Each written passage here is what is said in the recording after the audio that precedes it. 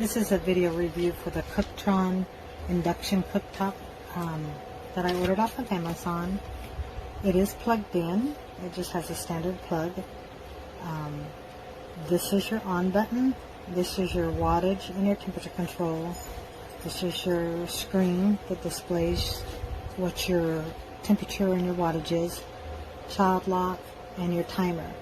So right now we do have it plugged in. It is off though. The low, I guess, means off. Turn it on, and it is in standby right now. It's on, but it's not heating up or anything. So if you push this here, it tells you what your wattage is, and it's telling me that there's an error code, which means there's no pot on the stove top. So I'm going to go ahead and place a pot on the stove top, and then it shows your wattage, and it defaults to 800, but it goes down to 200 and jumps in 200 degree wattage increments up to 1800. So we're going to set it at 1000 for right now, and then also you push that again and it's going to default to your 464 degree Fahrenheit temp, which is your highest temp it sets. If you turn it down, it jumps in 36 degree Fahrenheit increments, which is kind of weird, but what they did was that's a 20 degrees Celsius. So it's an even Celsius degree jump, but the display reads in Fahrenheit. So it just makes for, if you live in the United States, it's kind of a little weird to get an accurate temperature setting with that. It goes down to 140 and up to 464 is the highest.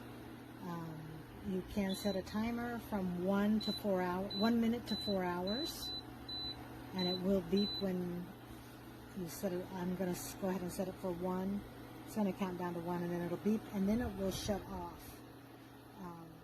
What I think they maybe should have done with this to make it a little bit more user-friendly, if they're going to sell this here in the States, is use one system or the other, or make it able, like Fahrenheit or Celsius, one or the other, or make it where it could completely use both systems, instead of making the increment jumps make sense in Celsius, the 20 degree Celsius jumps, but then the display reads in Fahrenheit, which makes weird temperature numbers. So like we usually use 300, 325, 350, 375, 400, and so on and so forth, where this you can't really get that 350 temperature. You're either going to have to go 356 or 392 instead of that 350.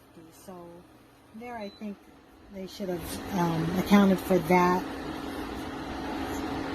I do like that you can set your wattage, because living in a camper sometimes we want to use less wattage on an appliance if the AC is running, or we have other appliances running at the same time.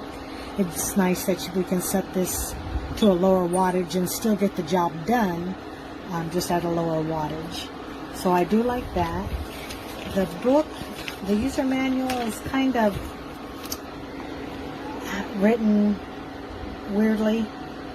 I guess the translation is weird, but this shows those increment jumps on the temperature, how they jump 36 degrees, which is a little bit weird for us in the United States to have those temperature settings preset on a unit. So that's my review on this unit. I'm just going to knock off 1 star because of that. Somebody didn't think that through for selling this product here in the United States. Either use Celsius fully, Fahrenheit fully, or make it fully capable of doing both, one or the other, but to a full extent, not half one and half the other and combine it to make a Mod Podge, so to speak. But other than that, I like the unit. It heats up quickly. The stovetop cools down also quickly. So that's my main reason for getting this, using it in a small camper. It's perfect for the small space here, and to not heat up the whole camper when we're cooking. So 4 star for this COOKTRON induction stovetop. Ich habe hier eine COOKTRON Induktionskochplatte, Typ FSIC321. Das Ding ist quasi neu. Ich habe es ungefähr 10 Mal benutzt über einen Zeitraum von 2 Monaten. Ich stelle mal einen Topf drauf, einen halben Liter Wasser rein und schalte es an und ein. Man hört schon, es ist recht laut, es hat 2 Kilowatt und kocht auch ganz schön schnell. Dieses Geräusch, was man jetzt hört, ist zum einen der Lüfter der Platte. Der ist ungefähr so laut wie ein Handstaubsauger, ein kleiner vielleicht, ein bisschen weniger. Und außerdem hört man natürlich das Geräusch der Induktion am Topf. Das ist immer so bei Induktionskochplatten. Das geht aber auch weg, wenn der Topf wärmer wird. Man sieht jetzt schon kleine Bläschen, das kocht also recht schnell. Das lässt sich in 10 Stufen regeln, also das ist die größte Stufe, 2 Kilowatt, und ich habe hier so einen Drehhebel und kann den auf 200 Watt runterstellen. Drehen jetzt mal wieder rauf weiter, damit man sieht, wie schnell es kochen wird. Es hat außerdem eine Kindersicherung und eine Timerfunktion, also wenn man zum Beispiel Reis kochen will oder Kartoffeln, dann können die sich automatisch ausstellen. Das ist ganz praktisch. Aber der Hauptnachteil, also der Vorteil ist, das Ding kocht, es kocht auch schnell, wie alle Induktionsplatten. Und von daher könnte man sagen, alles prima. Der Grund, weshalb ich es verkaufe, ist eher der, dass ich es eher so als Aufwärmeplatte auch noch mitnutzen wollte oder als Beistellherd. Und dafür ist es eher ungeeignet, weil es eben sehr schnell kocht und die Regelung nicht sehr fein einstellbar ist. Also wenn ich das Wasser jetzt einfach nur zum Kochen bringen will, ist es natürlich prima, so wie beim Wasserkocher. Es ist sogar schneller als der Wasserkocher, den ich hier daneben stehen habe, wenn ich jetzt einen Deckel drauf gemacht hätte. So, jetzt kocht es eigentlich schon.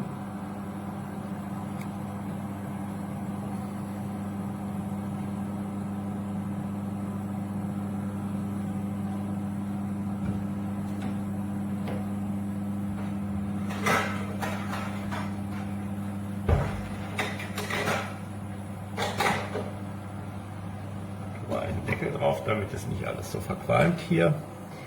So, jetzt sieht man, dass es kocht. Wenn ich es jetzt runterstelle auf 200 Watt oder sagen wir mal zum Weiterkochen würde ich es vielleicht auf 400 Watt stellen normalerweise, dann sieht man, dass das Ding sich immer ein- und ausschaltet. Also bei 400 Watt von 2000 schaltet es sich immer für ungefähr 4 von 20 oder für 2 von 10 Sekunden ein und dann wieder aus. Das heißt, es kocht 2 Sekunden lang volle Pulle und dann kocht es 8 Sekunden lang gar nicht. Kann man so sehen. Jetzt hört es wieder völlig auf zu kochen und schaltet es sich ein, kocht volle Pulle und dann wieder gar nicht. Das ist für Kartoffelkochen nicht so schlimm, aber wenn man zum Beispiel sowas macht wie Milch erwärmen oder gar Butter schmelzen oder Schokolade, geht es völlig in die Hose. Das brennt dann irgendwo an, man müsste sowas dann im Wasserbad machen.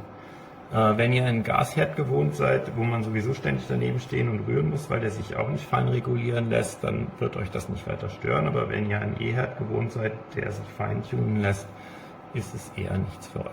Dazu kommt das Geräusch. Ich schalte das jetzt mal aus.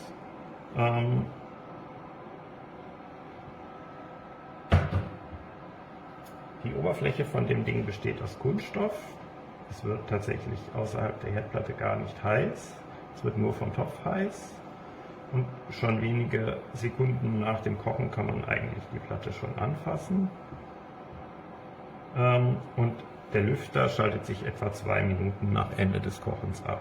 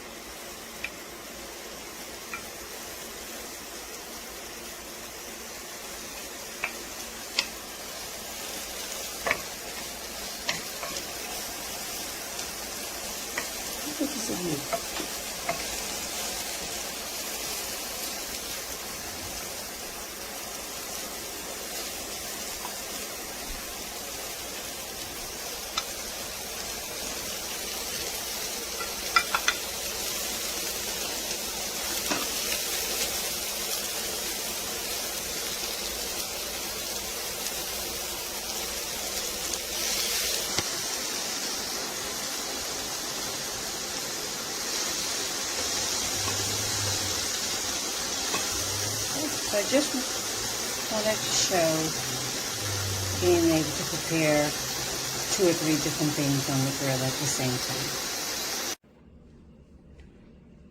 Here's your power button. This is your wattage and temperature control button. And nothing happens until you click this. Default is 800 watts, which is equivalent to 464 degrees. And once you're in degrees Fahrenheit, you can rotate that down to the range 140 to 464. And if you click back over to wattage, you're already at 464 at 800 watts, but you can crank it up to 1800 watts. So I'm not sure if that increases cook time or not.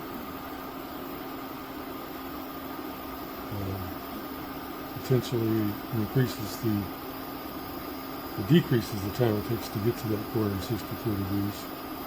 Here's your timer button. Default is 10 minutes. You can take it down 1 minute at a time. Each click to the left. Each click to the right takes it up 10 minutes. And it will continue to cook until the timer turns it off or you hit the power button.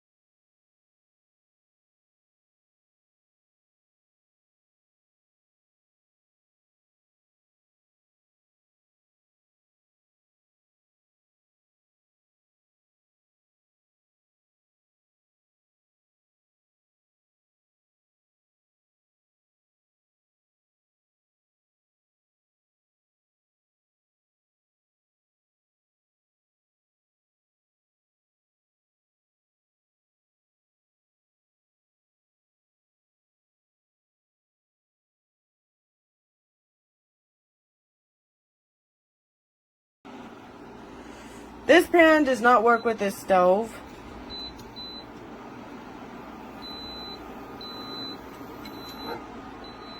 This is the error code.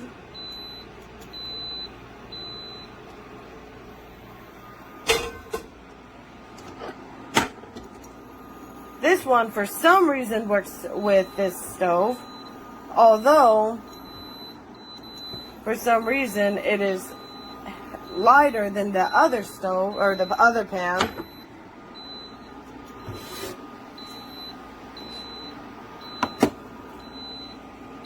And this one still doesn't work, even though this one's bigger.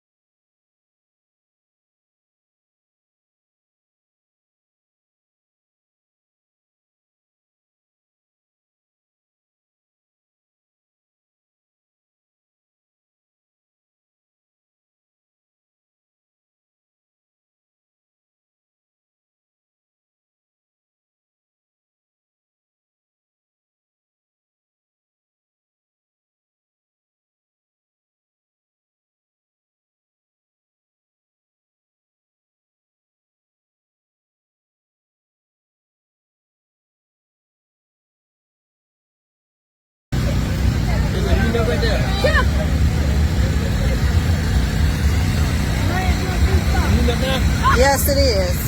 Can't have no little pot. Can't have no little pot. Tried to warm it up with this little bitty pot.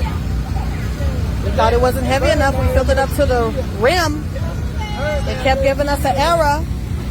So we took this off, you know, right here, and used this pot to avoid leaving and going home to get a bigger pot. And now it's working. Okay, so it's got to be a big pot. You can't even use a little pot on this thing. Wow.